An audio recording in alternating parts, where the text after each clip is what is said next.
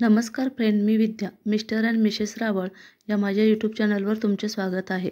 तर या व्हिडिओमधून आज आपण बघणार आहोत तुळशीचे लग्न, माहिती, महत्त्व व तुळशीची काही ओव्या. सुमारे 500 वर्षापासून भारतात तुळशी पूजन व तुळशी विवाहाची परंपरा चालू आहे. हिंदू धर्मामध्ये तुळशीला पवित्र वनस्पती मानलं जातं. आयुर्वेदात औषधाची जननी संबोधलं जातं.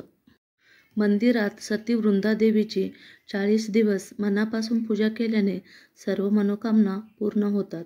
ज्या घरात तुळशी असते त्या घरात यमाचे दूत ही अकाली येऊ शकत नाहीत.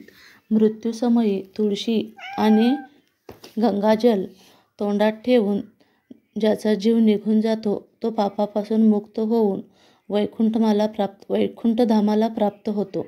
जी व्यक्ती आपल्या पितरांचे तुळशी आणि आवळ्याच्या छायेत श्राद्ध करते त्याच्या पितरांना मोक्ष प्राप्त होतो असे म्हटले जाते. तुळशीचं वृंदावन ज्याच्या असे घरी, त्याला बघूनही यम दूर पळी. याचा अर्थ असा की आपल्या घरामध्ये, अंगणामध्ये एखादं छोटंसं तरी तुळशीचं रोप लावलेलं असावं. तुळस म्हणजेच विष्णुप्रिया.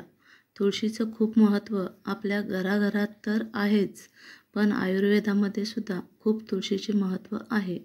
तुळशीची पाने, तुळशीची पाची अंग म्हणजे तुळशीची पानं, तुळशीच्या बिया, मंजिरी, तुळशीची मुळं, तुळशीची काष्ट या सगळ्यांचा उपयोग आपल्या आयुर्वेदिक औषधांमध्ये केलेला आहे. तर तुळशीचे एकूण 3 प्रकार आहेत: काळी तुळस, पांढरी तुळस, राजे तुळस. काळ्या तुळशीला कृष्ण तुळस असेही म्हणतात. पांढऱ्या तुळशीला रामतुळस असे म्हणतात. या 3ही तुळशी आपल्याकडे मिळतात. त्यातल्या त्यात कृष्ण तुळस व रामतुळस घरोघरी जास्त आढळतात. तर आपण या तुळशीचं लग्न खूप थाटामाटात साजरं करतो. दिवाळी झाली की तुळशीच्या लग्नाची धामधूम सगळीकडे सुरू होते. बरेच ठिकाणी अगदी घरातील कुणाचे लग्न असल्यासारखे थाटामाटात लग्न साजरे करतात. अगदी मांडव घालतात, सनईवाले बोलावतात, तोरण बांधतात, लायटिंग करतात. सगळं अगदी लग्नासारखे करतात. पण प्रत्येकाला जसे जमेल असे नाही. तर घरच्या घरी तुळशीचे लग्न कसे करायचे ते आपण आज येथे बघणार आहोत. तुळशीच्या लग्नाचे आणखीन एक महत्त्व आहे, कारण तुळशीचे लग्न झालं की लग्नाचे मुहूर्त काढले जातात. पूर्वी असेच असायचे. तुळशीच्या लग्नाची पण एक कथा आहे. ज्या वेळेला अमृतमंथन झालं आणि अमृताचा कलश मंथनातून बाहेर आणला गेला, त्यावेळेला त्याचे काही थेंब पृथ्वीवर पडले आणि त्याच्यातून तुळशीची निर्मिती झाली. तर तुळशीचं लग्न हे शाळीग्राम किंवा कृष्णाशी लावलं जातं. अंगणामध्ये तुळशीचे वृंदावन असेल तर त्याला दिवाळीच्या वेळेला किंवा तुळशीच्या लग्नाच्या 4 ते 5 दिवस अगोदर वृंदावनाला छान असे रंगवले जाते. त्याच्यावर स्वास्तिक काढले जाते. आजूबाजूची जागाही छान साडासंमार्जन करून त्याच्यावर रांगोळ्या काढल्या जातात. त्यात तुळशीच्या रोपाला पाणी, खाद देऊन अगदी तजेलदार केले जाते. असेही म्हटलं जातं, तुळशीचे रोप हे 3 वर्ष झाल्याशिवाय ते लग्नास योग्य नसते. साधारण तुळशीच्या लग्नाचा मुहूर्त कार्तिक शुद्ध द्वादशी ते कार्तिक शुद्ध पौर्णिमेपर्यंत असतो. तुळशीचे लग्न करायचे तर प्रथम 4 मोठे ऊस आणायचे आणि त्या वृंदावनाला छान असं बांधून घ्यायचे. तर ऊसाला तुळशीचा मामा असेही म्हणतात. तर तुळस ही वधू, तर वर कोण तर कृष्ण.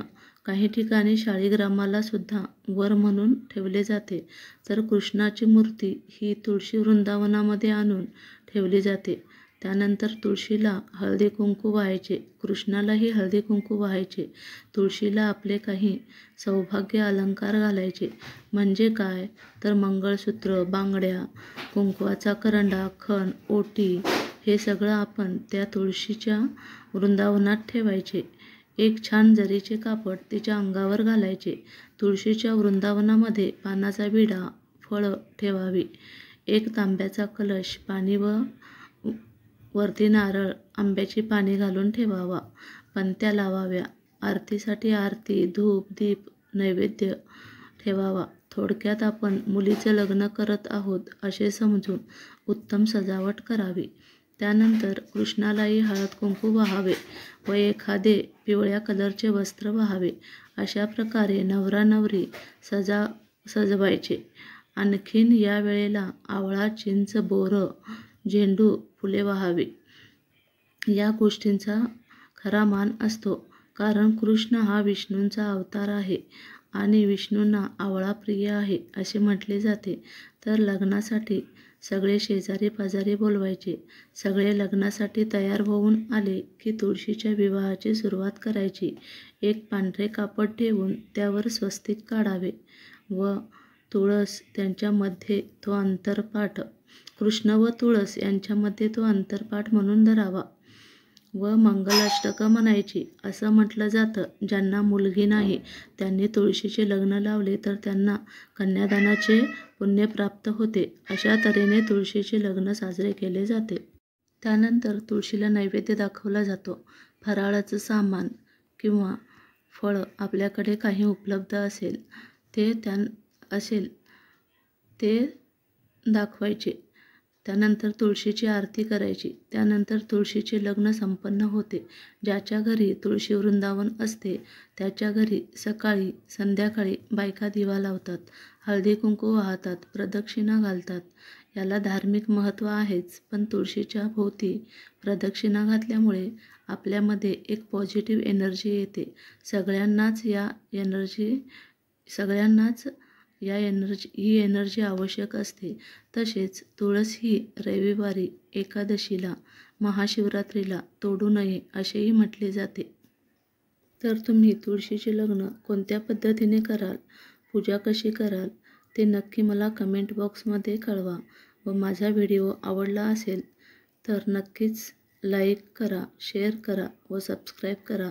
धन्यवाद.